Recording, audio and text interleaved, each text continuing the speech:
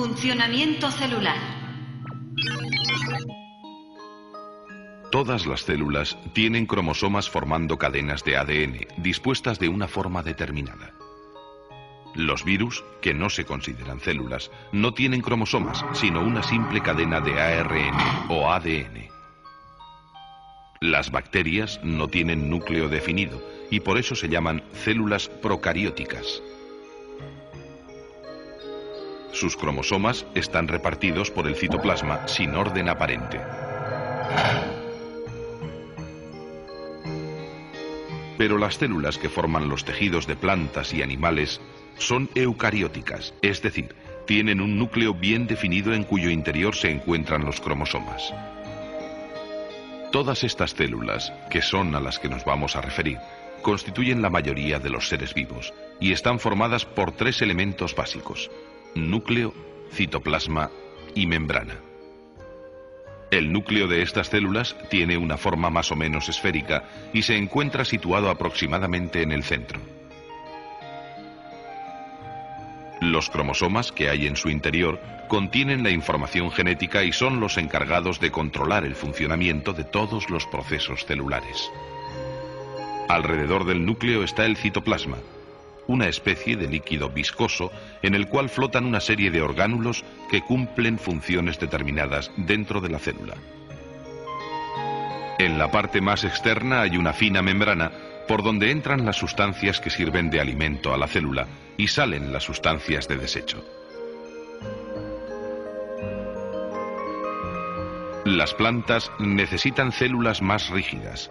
Por eso, además de la membrana, hay una pared celular que está formada principalmente de celulosa.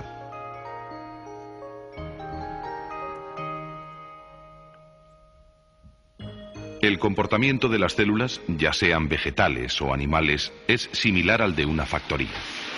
En el núcleo de la célula hay una especie de ordenador que controla toda la actividad celular, desde la asimilación del alimento hasta la reparación de la membrana.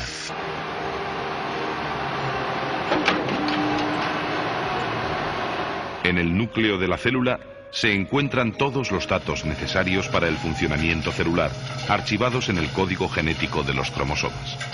Desde aquí se coordinan y controlan todas las funciones celulares. Como en una factoría, la célula recibe materias primas continuamente a través de la membrana, donde se controla todo lo que entra y sale de la célula. Dependiendo del tipo de nutrición que tenga, la célula necesitará determinado tipo de sustancias. Las células vegetales realizan la fotosíntesis y no necesitan compuestos orgánicos para su nutrición. En cambio, las células de los animales no pueden sintetizar los compuestos orgánicos y han de tomarlos en su alimentación. Una vez ingeridas, estas sustancias se transforman en otras más complejas como son las proteínas. Las proteínas se fabrican en el retículo endoplasmático, con la importante colaboración de unos minúsculos orgánulos llamados ribosomas. Las proteínas son imprescindibles para el correcto funcionamiento de todas las células.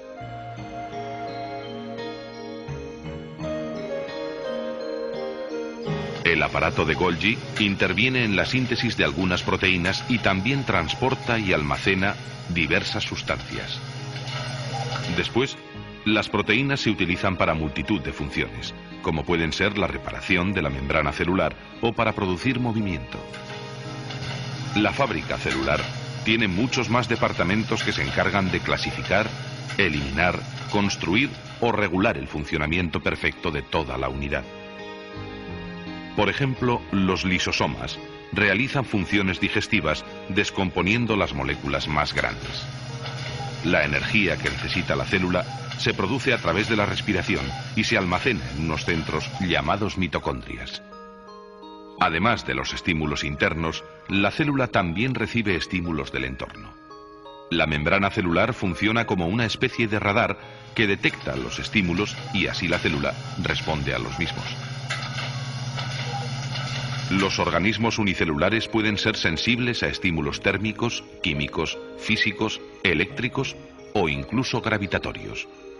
Una de las respuestas más fáciles de detectar es la del movimiento, que permite a la célula alejarse o acercarse a la fuente del estímulo.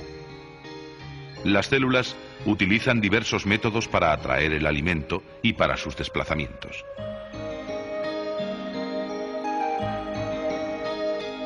Muchas células tienen una especie de pelillos de distinto tamaño que utilizan para el movimiento y captura del alimento que hay a su alrededor. Pero existen otras formas de movimiento como la contracción o la emisión de pseudópodos que utilizan las amebas y algunas de las células que componen la sangre.